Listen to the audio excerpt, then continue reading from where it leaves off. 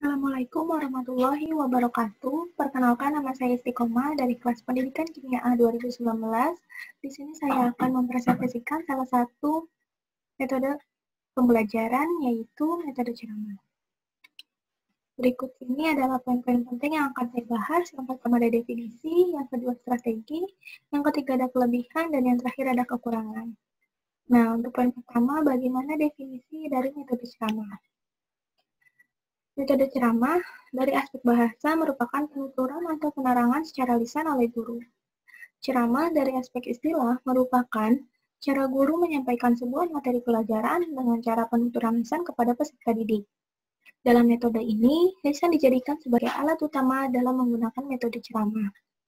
Guru juga dapat menentukan alat-alat bantu media pembelajaran seperti gambar atau benda-benda yang dapat menunjang penyampaian materi kepada peserta didik.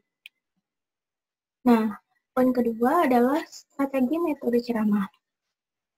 Bagaimana strategi metode ceramah agar optimal? Di sini yang pertama adalah memotivasi dan membangun kedekatan dengan siswa.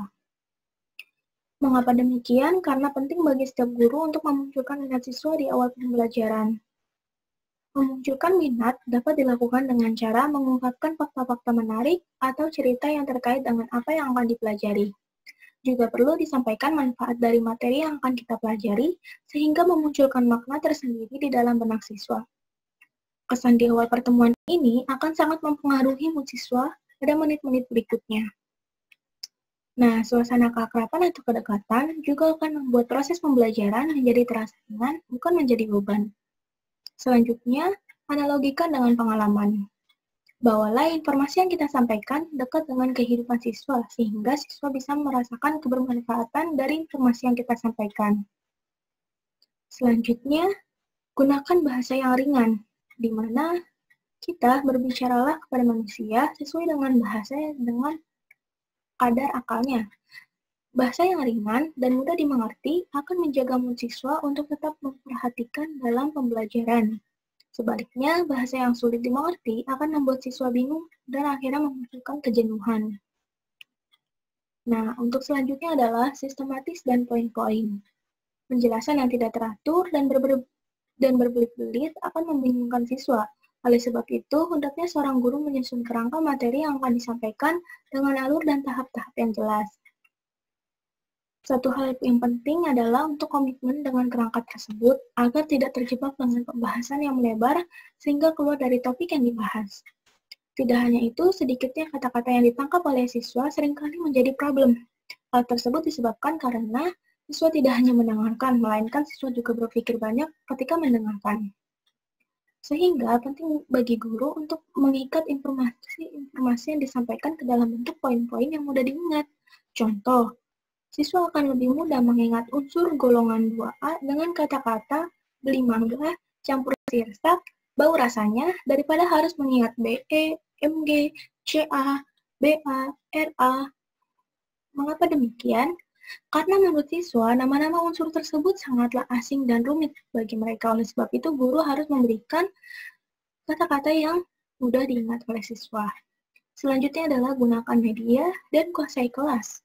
Gunakanlah media yang menarik, selain berguna untuk mengubah materi ceramah yang seringkali bersifat abstrak menjadi bentuk yang lebih konkret, juga dapat berfungsi untuk mengambil perhatian audiens agar tetap tertarik dan fokus dalam pembahasan. Bayangkan saja apa yang akan terjadi jika seorang guru kimia menjelaskan dengan ceramah atau kata-kata tentang bentuk molekul air kepada murid-muridnya gitu. Pasti siswa tersebut tidak akan kebayang gitu bagaimana bentuk molekul H2O. Nah, akan berbeda halnya jika guru tersebut menampilkan gambar atau video bentuk molekul H2O. Pastilah tidak akan ada siswa yang salah memahami dan mengenali bentuk molekul tersebut. Kemudian, mengapa guru harus menguasai kelas? Nah, cara menguasai kelas itu siasatnya adalah membiasakan memberi penyampaian dan berkeliling kelas. Untuk ceramah, posisi terbaik bagi guru adalah berada di tengah-tengah siswa, dan guru juga harus memperhatikan suara, baik dalam intonasi, pelafalan, dan juga tidak terlalu cepat. Selanjutnya adalah mengajukan pertanyaan. Pertanyaan-pertanyaan yang ringan selama berceramah menjadi tantangan bagi audiens untuk terlibat dan juga memicu rasa ingin tahu bagi audiens. Dengan demikian, proses komunikasi dapat berlangsung dalam dua arah. Gunakanlah pertanyaan-pertanyaan penutup di akhir sesi untuk menyimpulkan materi informasi yang sudah disampaikan, sekaligus juga untuk mengecek tingkat perhatian dan daya serap audiens terhadap informasi yang telah kita sampaikan. Kemudian, selanjutnya adalah bagaimana tahapan metode ceramah. Nah, yang pertama ini adalah tahap persiapan. Pada tahap ini, yang harus dilakukan adalah merumuskan tujuan yang ingin dicapai, menentukan pokok-pokok materi yang akan diceramahkan, dan mempersiapkan alat bantu media yang dapat menunjang materi yang akan disampaikan oleh siswa. Untuk kedua, pada tahap pelaksanaan itu terdapat 3 langkah. Yang pertama adalah langkah pembukaan, yang kedua adalah langkah penyajian, dan yang terakhir adalah langkah pengakhir atau penutup. Di dalam langkah pembukaan, dalam metode ceramah merupakan langkah yang menentukan penyampaian suatu materi, sehingga pada tahap ini, guru haruslah menarik perhatian siswa. Pada langkah penyajian, materi pembelajaran dengan cara bertutur.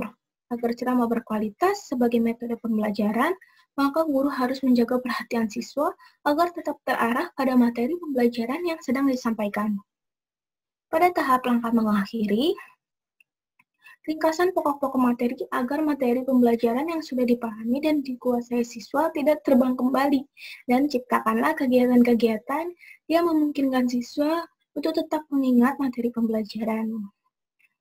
Selanjutnya, yang terakhir adalah tahap evaluasi, di mana memberikan tugas kepada siswa dan menilainya sebagai tolak ukur seberapa jauh tingkat pemahaman siswa dalam mendengarkan materi dengan metode ceramah ini. Nah, selanjutnya, poin ketiga adalah bagaimana kelebihan dari metode ceramah. Kelebihan dari metode ceramah yang pertama adalah mudah mengorganisir kelas. Mengapa demikian? Karena organisasi kelas dapat diatur dengan menggunakan metode ceramah dengan lebih sederhana. Ceramah tidak perlu menggunakan setting kelas yang beragam atau tidak memerlukan persiapan yang rumit. Asal siswa dapat tempat duduk dan mendengarkan guru, maka ceramah sudah dapat dilakukan. Selanjutnya adalah mempersingkat waktu. Ceramah dapat menyajikan materi yang luas, artinya materi pelajaran yang banyak dapat dirangkum atau dijelaskan pokok-pokoknya oleh guru dalam waktu yang singkat. Selanjutnya adalah meminimalisir miskonsepsi siswa. Mengapa demikian? Karena dengan guru menjelaskan langsung kepada siswa, maka siswa dapat menerima pokok penting materi dengan benar. Berbeda dengan siswa yang belajar dengan mencari melalui Google atau platform lainnya yang belum tentu kebenarannya. Oleh karena itu, dalam hal ini guru dituntut untuk menguasai materi dan menjiwai materi agar tidak terjadi miskonsepsi pada siswa. Selanjutnya adalah tidak memerlukan media yang banyak dan rumit. Metode ceramah merupakan metode yang murah dan mudah untuk dilakukan. Murah dalam hal ini tidak menggunakan peralatan-peralatan yang lengkap, berbeda dengan metode yang lain seperti praktikum, demonstrasi, dan lain sebagainya. Selanjutnya adalah kekurangan dari metode ceramah. Nah, kekurangan dari metode ceramah ini, yang pertama adalah membosankan dan verbalisme.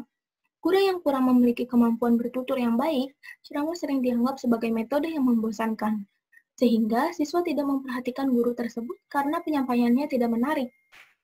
Ceramah yang tidak disertai peragaan dapat mengakibatkan terjadinya verbalisme. Oleh karena itu, dalam proses penyajiannya, guru hanya mengandalkan bahasa verbal. Nah, selanjutnya, sangat bergantung pada guru. Mengapa demikian? Karena materi yang disampaikan adalah apa yang dikuasai oleh guru. Materi yang dapat dikuasai oleh siswa sebagai hasil ceramah akan terbatas dengan apa yang dikuasai oleh guru. Nah, selanjutnya yang terakhir adalah siswa menjadi pasif. Karena melalui metode ceramah sangat sulit untuk mengetahui apakah seluruh siswa sudah mengerti atau belum. Karena jika tidak ada satupun orang yang bertanya, semua itu tidak menjamin siswa seluruhnya sudah paham. Dengan siswa yang sama sekali tidak dilibatkan, maka materi yang disajikan mudah terlupakan karena siswa hanya mendengarkan saja. Oke, sekian dari saya. Wassalamualaikum warahmatullahi wabarakatuh.